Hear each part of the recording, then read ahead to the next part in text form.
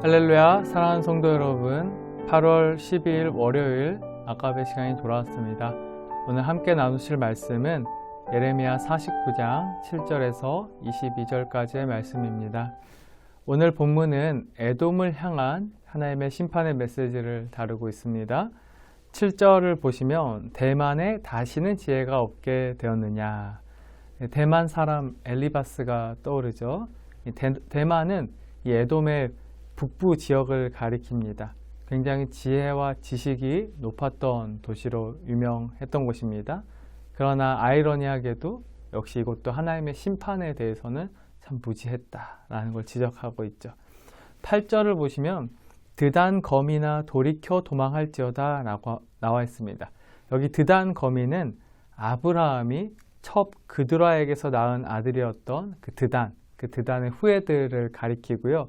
에돔 남부 지역에 살면서 이제 상거래를 잘 하기로 유명한 도시였습니다.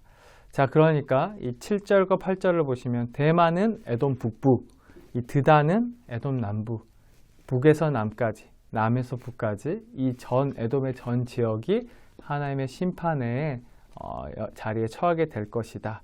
그래서 때를 잘 분별해서 지혜롭게 미리 잘 피하라는 그 경고의 메시지가 지금 주어지는 것입니다.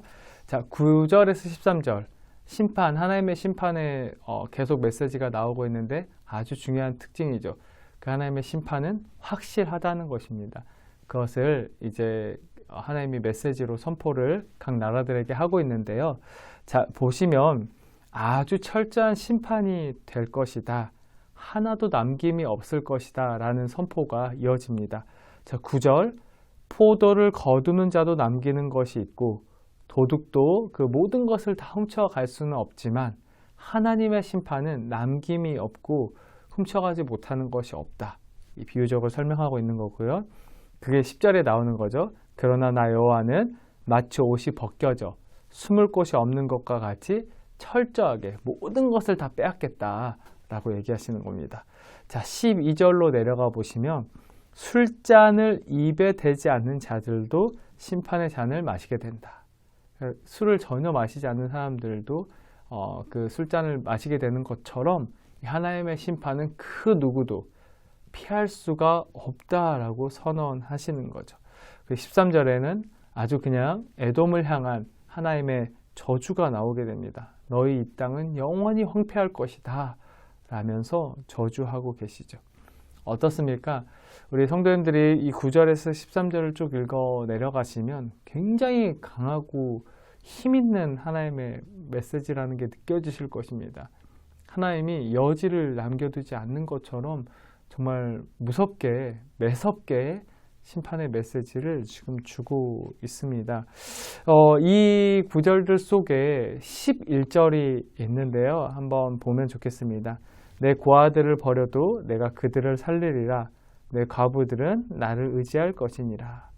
자, 어떻습니까? 이게 전체 문맥상으로는 이 고아와 과부들마저도 남김이 없을 것이다 라는 그런 섬뜩한 메시지로 들릴 수도 있습니다. 왜냐하면 지금 이 문맥이 계속 포도는 남아도 도둑은 다 훔쳐가지 못해도 너희들에게는 남기는 것이 없다. 숨길 곳이 없다.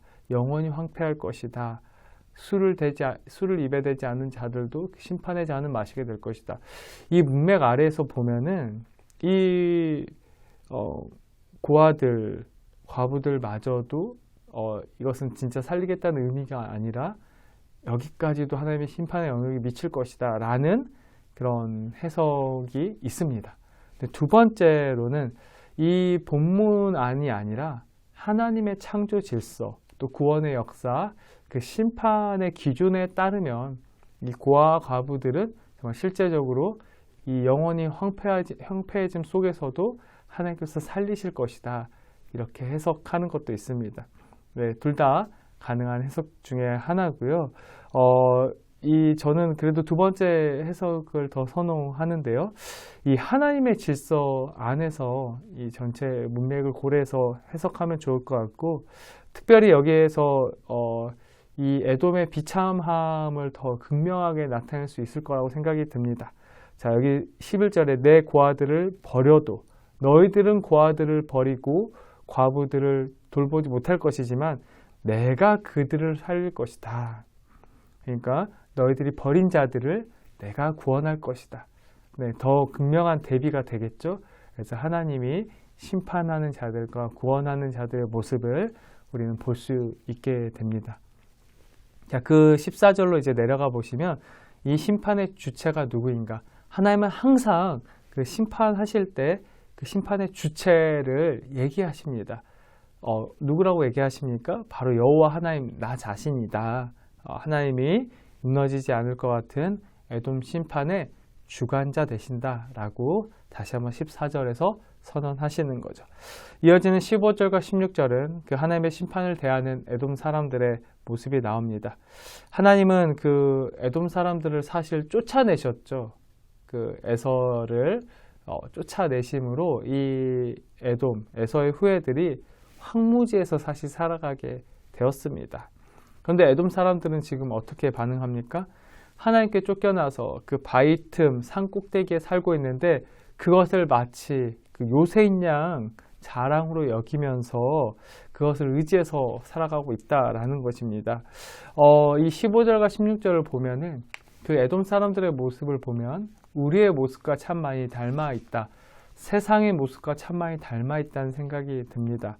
하나님이 불어버리시면, 하나님이 심판하기로 작정하면 이 세상의 모든 화려하고 좋은 것들, 우리가 부러워하는 것들, 우리가 갖고자 하는 것들, 우리가 가지고 있으면서 누리고 즐기고 있는 그 모든 것들은 단순간에 사라질 것입니다.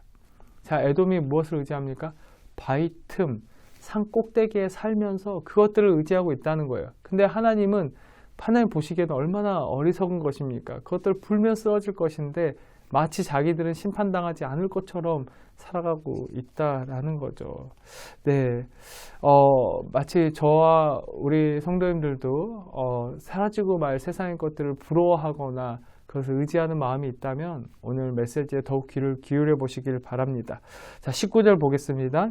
보라, 사자가 요단강의 깊은 숲에서 나타나듯이. 이것은 무엇을 얘기합니까?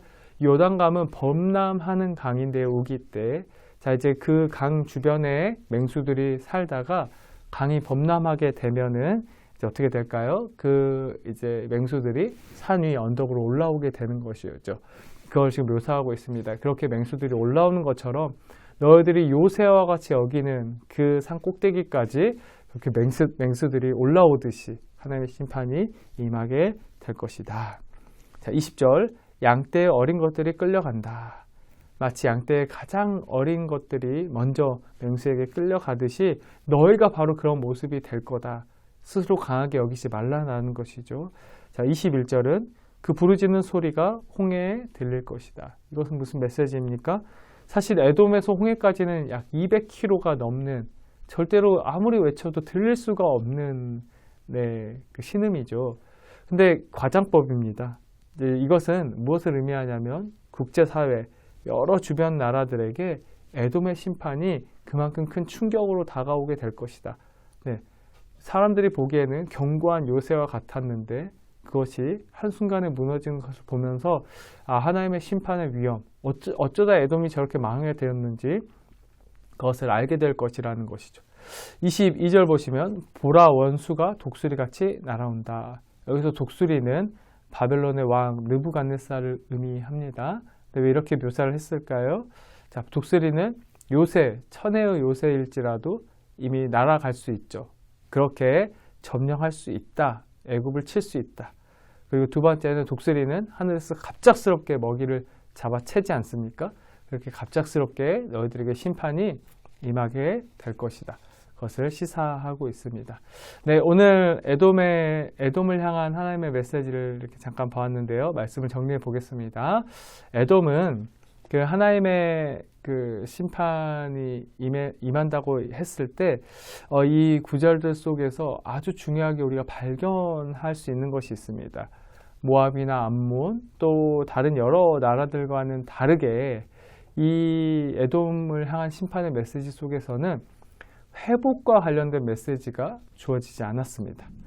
우리는 예루살렘을 향해서 에돔이 얼마나 잔인했는지를 그 다음 구절들을 살펴봄을 통해서 하나님이 왜 이 에돔 땅을 향한 심판의 메시지를 주지 않으셨는지를 우리가 유추해 볼 수 있습니다. 우리 에스겔 25장 12절 보시면 주 여호와께서 이같이 말씀하셨느니라. 에돔이 유다 족속을 쳐서 원수를 갚았고 원수를 갚음으로 심히 범죄하였도다. 자, 에돔이 지금 유다 족속을 쳤다고 했어요. 근데 이게 어떤 의미일까요? 에스겔 35장 5절 제가 세 번역으로 읽어드릴게요. 한번 보겠습니다. 내가 옛날부터 이스라엘에 한을 품고 있더니 이스라엘 백성이 재난을 당할 때에 그들이 그 지은 죄로 심판을 받을 때에 너는 그들 위에 칼을 휘둘렀다. 자, 이것이 어떤 의미입니까? 예루살렘이 지금 하나님의 심판을 받고 있는 그런 징계를 받고 있는 와중에 그 와중에 에돔이 쳐들어와서 그 칼을 더했다라는 것이죠. 이것이 하나님 보기에 너무나 악한 모습이었다라는 것입니다. 아무리 원수일지라도 그 심한 고통과 심판의 때에 처해 있는 그 이스라엘을 향해서 그렇게 가혹하게 정말로 정말 무정하게 그렇게 칼을 휘둘렀다라는 것입니다. 자, 이것에 대해서 하나님이 잊지 않으셨어요. 에스겔 25장 13절로 다시 돌아와 보시면 그러므로 주 여호와께서 이같이 말씀하셨느니라. 내가 내 손을 에돔 위에 펴서 사람과 짐승을 그 가운데에서 끊어 대만에서부터 황폐하게 하리니 드단까지 칼에 엎드러지리라. 네, 오늘 예레미야의 말씀과 동일하지 않습니까? 대만에서 드단까지. 근데 그렇게 매섭게 하나님의 심판이 임하는 이유가 자, 이 에돔 사람들의 옛적 행위, 이스라엘이 심판받을 때 그 위에 칼을 얹는 그런 악한 모습 때문이었다라는 것이죠. 자, 하나님께 쫓겨난 바위 틈, 산 꼭대기 황무한 곳에 에돔 사람들은 정착했고 살아가고 있었습니다. 그러나 그런 곳에 살면서도 오히려 그것을 의지하여서 하나님의 심판을 피할 수 있을 것이다 생각했던 에돔의 교만한 모습, 어리석은 모습을 한번 이 말씀을 통해 다시 되돌아보기를 원합니다. 하나님이 그 에돔의 교만, 에돔의 죄악을 결코 잊지 않으셨다 했습니다.